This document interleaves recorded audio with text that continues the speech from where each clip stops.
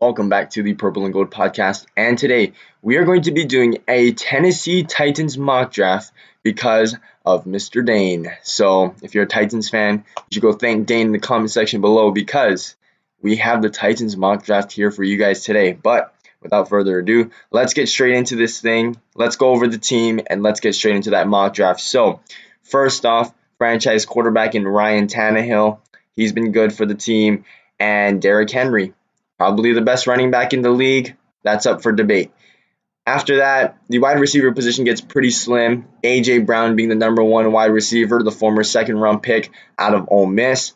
And then after that, you have Josh Reynolds, who you signed from the Rams, and Cameron Batson. Those two guys should not be your starting receivers. So maybe you go into the draft looking for another receiver to help Tannehill out. After that, Anthony Firkser takes over at tight end for the Titans after they let go of Jonnu Smith in free agency, which was a surprise to me. But this just shows that the Titans believe in Anthony Firkser, who had a pretty solid year in 2020. After that, Taylor Lewan has been a solid left tackle for as long as I can remember. Roger Saffold is still a good guard. Ben Jones, one of the best centers in the game. Nate Davis and Kendall Lamb do still have room for improvement. They still have time, but those to me look like positions of need, especially right tackle with Kendall Lamb. Now, looking at this 3-4 defense, this, in my opinion, was one of the worst defenses in the league last year, and I think this is the reason why they lost to the Ravens in the first round of the playoffs, is because of their defense. Jeffrey Simmons, though, has been a great surprise. He was falling in the 2019 draft because of off-the-field stuff. He looks to be like a clean, solid player now here for the Titans. I'm going to be honest, this nose tackle position, Tier Tart, never heard of him. Maybe we need a defensive tackle. After that, Danico Autry plays on the outside for the edge rushing position. And then after that, you have Harold Landry and Bud Dupree. Those look like to be your real pass rushers. I don't know how I feel about Harold Landry, so that could possibly be a position of need as well. And then Jayon Brown and Rashaan Evans, I would say a pretty average linebacking group at best. Then you have Janoris Jenkins and Christian Fulton as your starting cornerbacks. That also is not looking so hot. So maybe we do need to focus on the defense a little bit more in the first round. We can just see what our options are once we get there. And then Amani Hooker and Kevin Byard, probably two of the three strongest players on this defense. Do I take that back? I think Kevin Byard, Jeffrey Simmons, and Bud Dupree. Maybe we can put Amani Hooker after that. But yeah, defense not looking so hot. The offense we could probably work with. So we are going to be heading into the Draft Network to do this draft. It's going to be 3 rounds per usual. Where are the Tennessee Titans? Here they are. All right, so let's get straight into this thing. If I'm going to be completely honest with you, I know that they draft in the 20s, I believe, but I'm not sure where exactly the Titans are picking. So 22, right after the Colts, and we're going to take a look at who got picked before to see if anything crazy happened in this mock draft. So Justin Fields goes to 2. I doubt that's going to happen, but it's a possibility. Anything crazy here? Nah. I think most of that could happen. Okay, so Jalen Phillips is here. Now, the interesting thing about Jalen Phillips is that he is a phenomenal prospect. He is my number 2 edge rusher in this year's class, but it's the person himself and the injuries that I'm concerned with because he has a lot of concussion history, and he also retired from football at one point. So what we don't get to see as fans from the outside is what the person is like. And that's what I'm most concerned about with Jalen Phillips because that is a lot of unknown. But if we're going strictly off of talent, I would take this guy. I'm just not sure how he's going to pan out.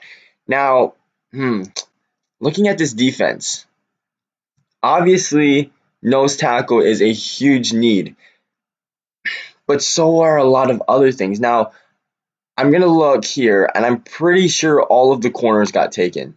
Yeah. Basically. I mean, I like Eric Stokes, but not here at 22. Could we go Christian Barmore here? Or could we go linebacker? Because Rashaan Evans hasn't panned out to be the player that the Titans hoped that he would be. I know Jayon Brown is a pretty solid inside linebacker. Oh, man. And I'm not sure if the Titans still believe in Harold Landry because I know he hasn't been the most productive player. I think that if you want to be successful as a defense in the NFL, it starts with the defensive line, and the same thing for the offense. If you want a good offense, it starts with your offensive line. You want a good defense, it starts with your defensive line. Now, like I said, I am really concerned about Jalen Phillips and everything other than just his football, which is crazy to say, but it's the truth.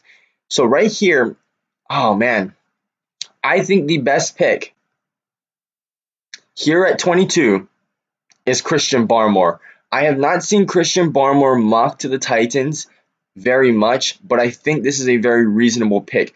If you can have Bud Dupree, Jeffrey Simmons, and Christian Barmore, that looks like a pretty good defensive line to me. So that is just one step to helping this defense out. Now we take a look here. We are at 53. So who are the wide receivers that are left on the ground? Oh, no, no, no, no, no. Cornerback? Asante Samuel is still here at 53. I don't know if I see this happening, but it's the NFL draft. Anything can happen, man. Gregory Rousseau is also still here. Now, like I said, I don't know if the team still believes in Harold Landry because he's been starting for the past few years with very limited production. So we'll see what the Titans' real plan is. If I'm going to be honest, I'm not 100% positive on what it's like for that edge rushing group right now. But what I do know is that if Asante Samuel Jr. is still here at 53, I say the Titans take him, help out that cornerback room. That needs a lot of help because Christian Fulton, I don't think, got much playing time last year for the Titans. And after that, you have Janoris Jenkins, who still a solid cornerback, but do you want him as your number one? Probably not. So get a young guy in there, give him some reps. Okay, now we are here at number 85. Do we like any of the wide receivers for where we're at? Now, we could have taken Dwayne Eskridge last round, but I think Asante Samuel is incredible value at number 53. We could go Tutu Atwell. I don't know, though. I don't know how I feel about that.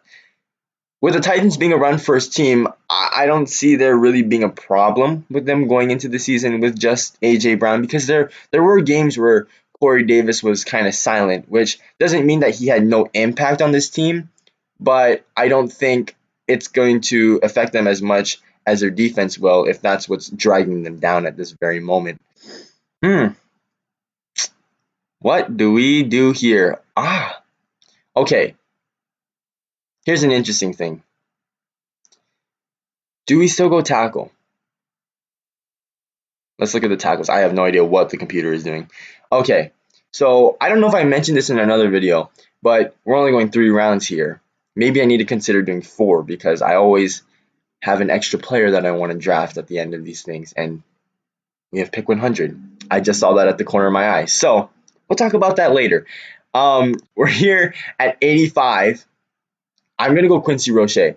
I think Quincy Rochet, because he's coming along with Jalen Phillips and Gregory Rousseau from Miami. I think he's probably getting overlooked right now because of those 2 guys. And I think that this would be a huge value pick for the Titans here at 85 with Quincy Rochet. Now, he might not come in and start immediately over Harold Landry or Bud Dupree, but it brings in competition. And if he does win, I don't see why the Titans wouldn't mind playing him over Harold Landry. So bringing Quincy Rochet to be that next edge rusher that you guys needed, the one that you couldn't get out of Harold Landry, the one that you couldn't get out of Jadeveon Clowney.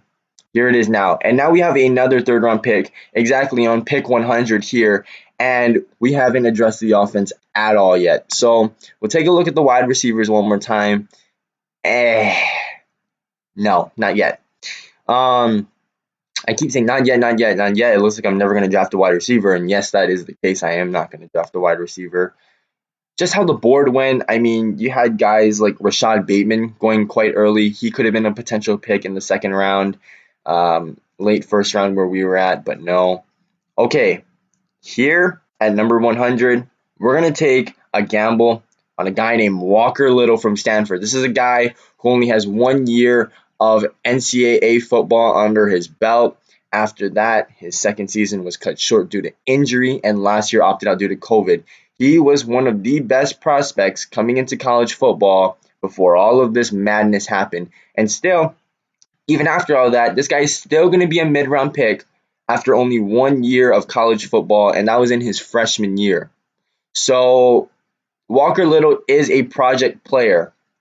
You have him develop under Kendall Lamb for maybe a few weeks, and he could step in and probably be one of the steals of the draft. This is a guy who PFF loves a lot, but I don't know if teams like him a lot because he hasn't played football in 2 years. But when he is on the field, he's a monster. So let's take Walker Little from Stanford with the 100th overall pick, and that is going to conclude our Titans mock draft. We look here at our picks. Christian Barnum from Alabama. I think he's a solid defensive tackle. Probably the best in this entire draft, and I don't know if that is even up for debate. After that, don't know how, but Asante Samuel falls all the way to 53. This is a guy that I think could go as high as the late first round, and I mean early second round at latest, I think. So this is a huge pick at 53 if they can land him. Quincy Rochet, like I said, I think is being overlooked by a lot of these teams because of Jalen Phillips and Gregory Rousseau. So if they can pick him up, develop him into something good, he's going to replace Harold Landry and be the edge rusher that they need, boosting up that defense for the Titans. And then, like I said, Walker Little, a huge project there at tackle for the Titans. Hopefully he replaces Kendall Lamb at some point this season. But yeah, that is it for the Titans mock draft. If you like what you see, subscribe, share the videos, leave a like, leave your comments down below.